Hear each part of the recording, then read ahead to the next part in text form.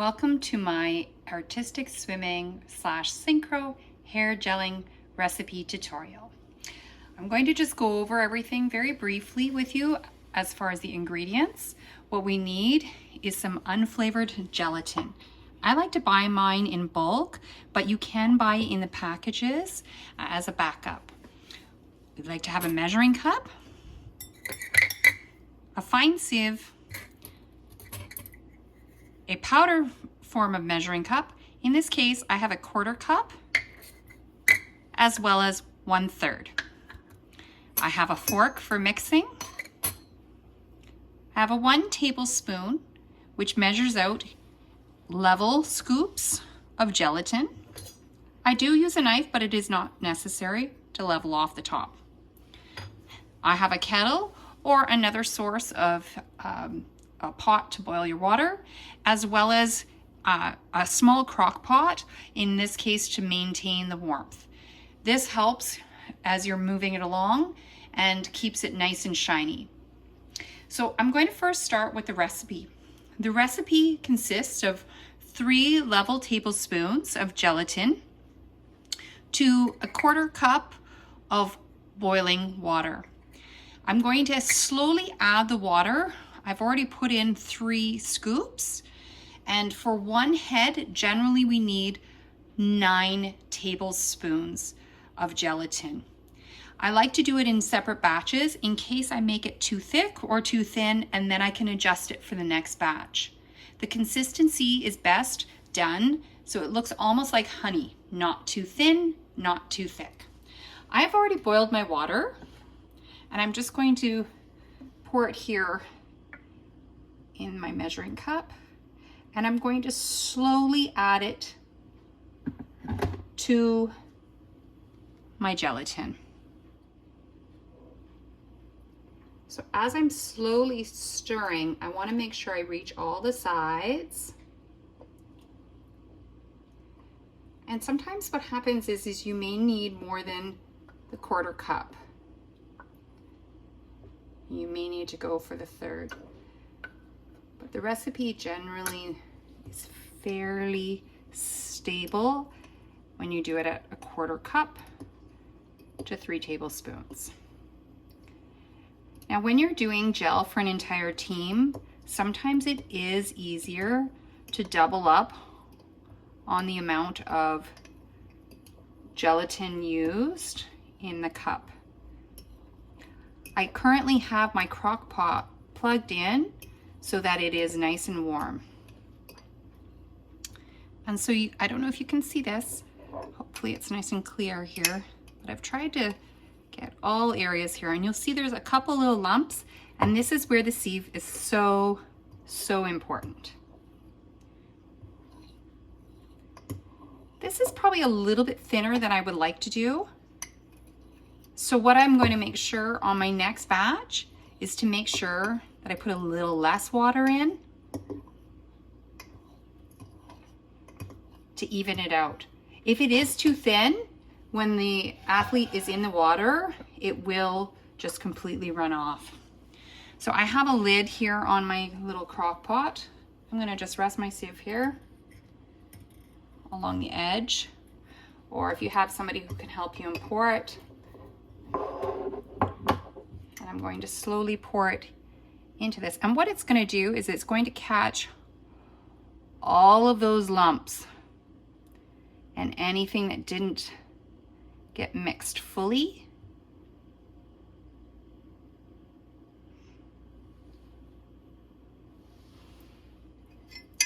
And I'm going to scrape it all off the edges here so that we don't waste anything.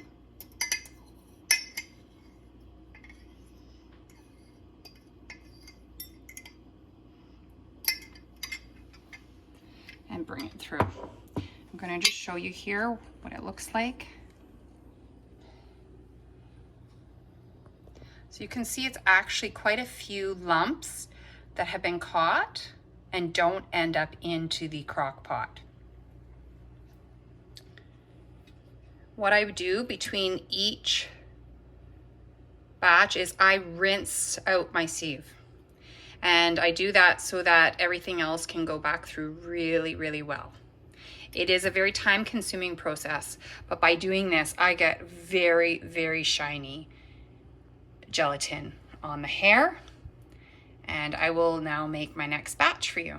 Okay, I've washed out the sieve, and I've actually got another measuring cup just to speed things along.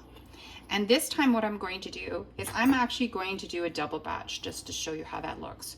So we're going to actually include 6 of these scoops of the gelatin.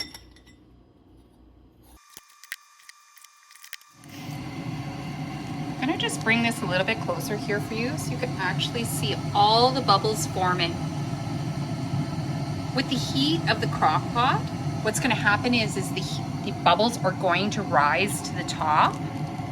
And once we unplug it, it's going to form a skin at the top of the crock pot. Once a skin is formed, what we're going to do is we're going to take either the back of our fork or our knife to just scrape the top off of that gel that's forming into the crock pot. So again, now I've doubled it. I would normally double the amount of water here, but I like to start with the first scoop, because what you'll find is if it's a good consistency to start, you may not need to add as much. Again, we're looking for a consistency of something like toothpaste.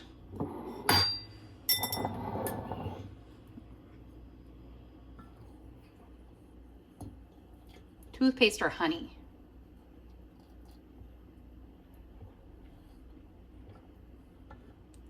So you can see here, this is really quite thick now, almost more like toothpaste, like this, but it's too thick. So I'm going to add another 1/4 cup of water into my container, and I'm going to just slowly add. I may not need that much.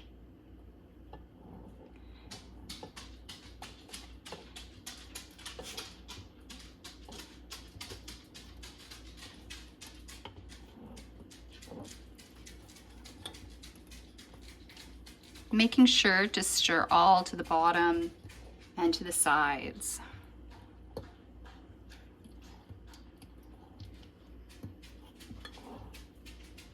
Add a little more water.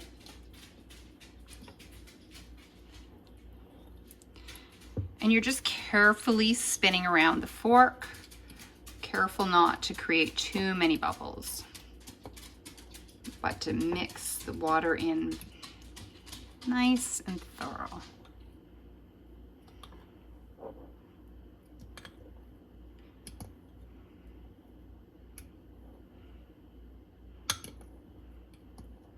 And this one is a little bit thicker than the last batch, almost more so to even it out. So I'm going to actually leave it this thick because the last batch was a little bit thinner. So we even out the consistency. And that's why I don't mix the full amount per head in one batch.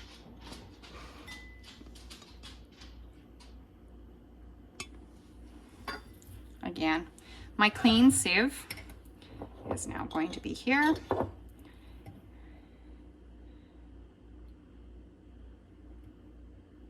And you can see it's very thick. So it's going to take a little longer to come through.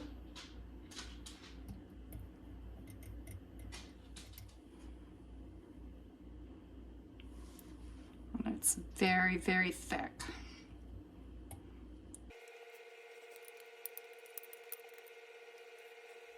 And if it's quite thick, it may take a lot longer to get through here. So I'm just going to press it through with my fork.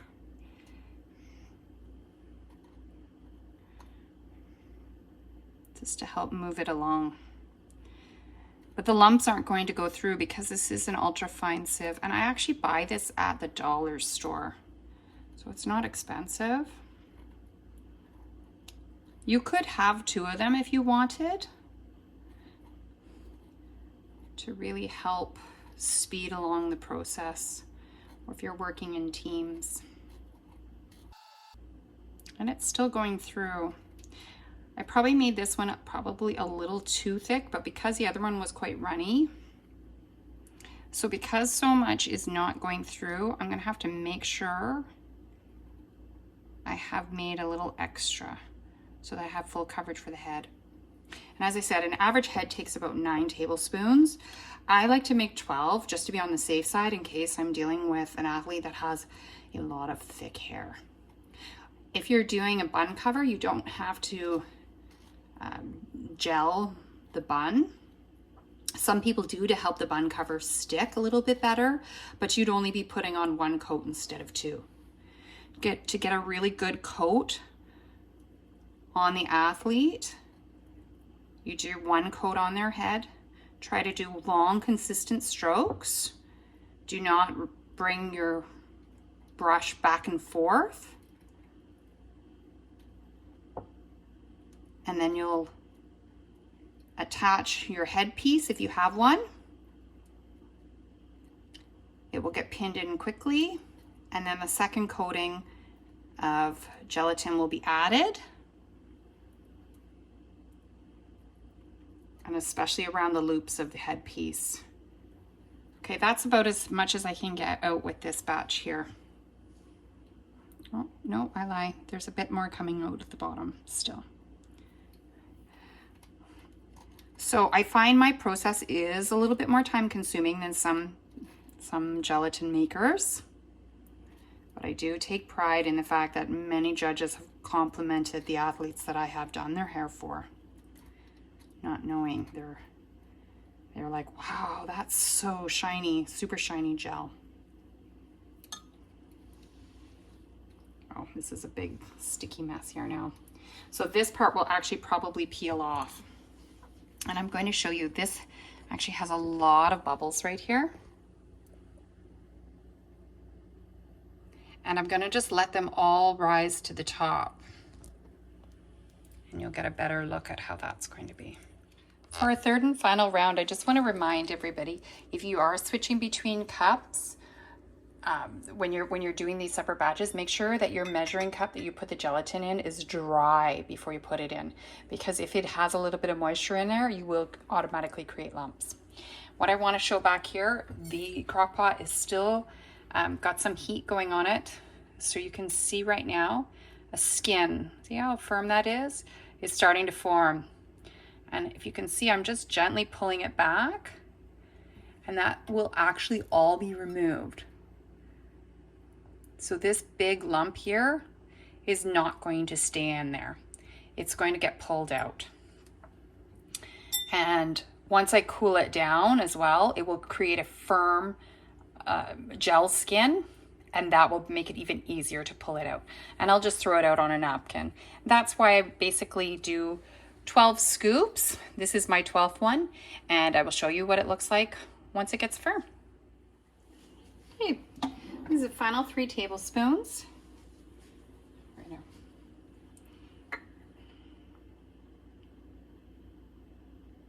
And again, I'm using a 1/4 cup.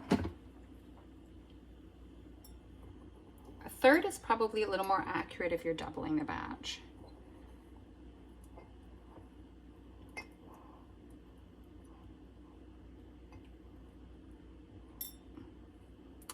If it's actually a single batch, it's probably not quite, I don't know if you could see there's a tiny bit of water left in there. This way, when I'm going to mix it, it won't be as watery, and I really think this actually right now is the perfect consistency. And I'm going to show you actually a better close-up.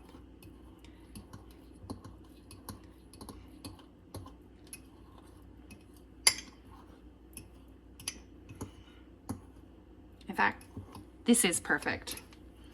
So I'm really happy with this mixture.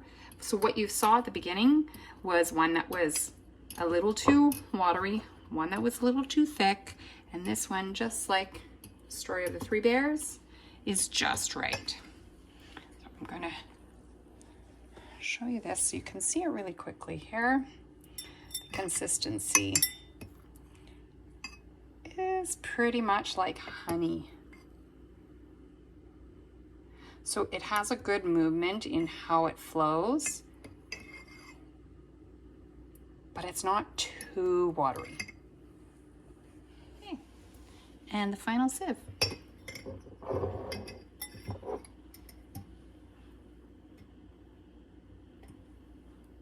can see how well it's pouring through. And it's flowing, but it's flowing through like sticky honey.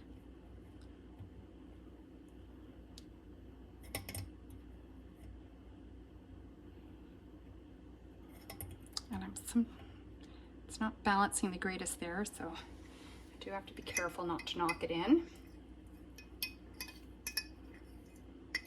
When you're dealing with a team, it is obviously a lot easier to deal with a large crock pot. But when you're dealing with extra routines, one of these mini crock pots, known as the Little Dipper, is perfect for 2 heads or for a soloist. If you're making pucks in advance, I actually like making it in the mini dipper, because what can happen with that is I can pull them out and then I know exactly how many heads are made in advance. And I'll show you that at the end of the video, what a puck looks like. And that's the basic steps of making gelatin. It's still slowly coming through on the last little bit here. Try not to waste it. I'm just using my fork to push it through, because as it cools down, it tends to not get through all the way. That is your basic steps in making hair gelatin for your artistic swimmer or synchronized swimmers. When I'm making a big batch, if I have a lid or a plate, sometimes I will cover it just to keep it a little warm. You can see here there were a lot of bubbles that were forming, and I had just pulled them to the side. So right now I'm using just the back of my fork, and you can see that it creates a little skin as it heats up. But the bubbles are actually still rising, and quite a few of them. So sometimes what I will do is I will actually do this multiple times, and I'm just going to peel off.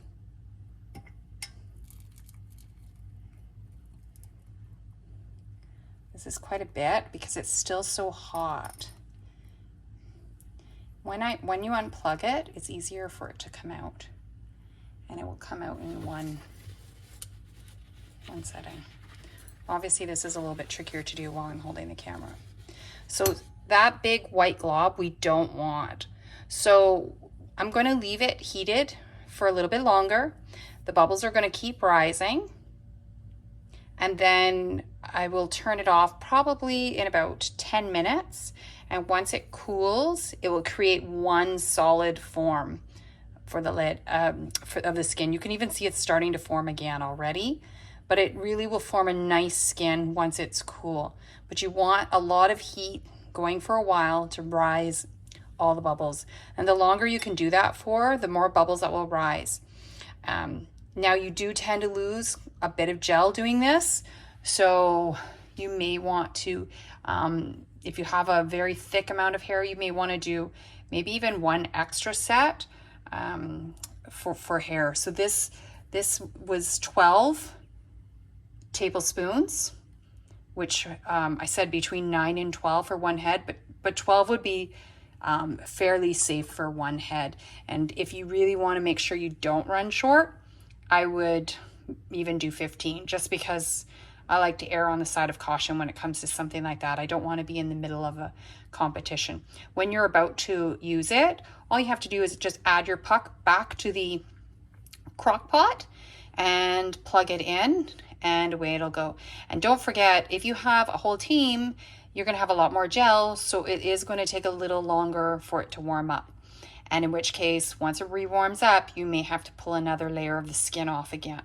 And that's what you have to be the most careful of, is when you see that amount of bubbles forming, just to make sure you peel it off carefully. for the use. Some athletes do not like the smell, and I also have the option. You can also add essential oils. Lavender is something that most people don't have any kind of reaction to, so that's a nice one to add to the gelatin. And while it's just slightly warming up, to create the nice puck for future use, we just take the back of one of your brushes and just slightly wedge it around. Do not use a knife, it will be too sharp and will damage this. And it'll just slowly pry it off the edge here, and you will get a nice clean puck come out. Okay, and once it warms up just slightly and you've wedged it around the sides, you can just pull around the edges here and it will eventually pop out. And that's how you will actually create a puck for later use. This is not mandatory when you're making it to be used within a couple of days, or you want to keep it within the slow cooker.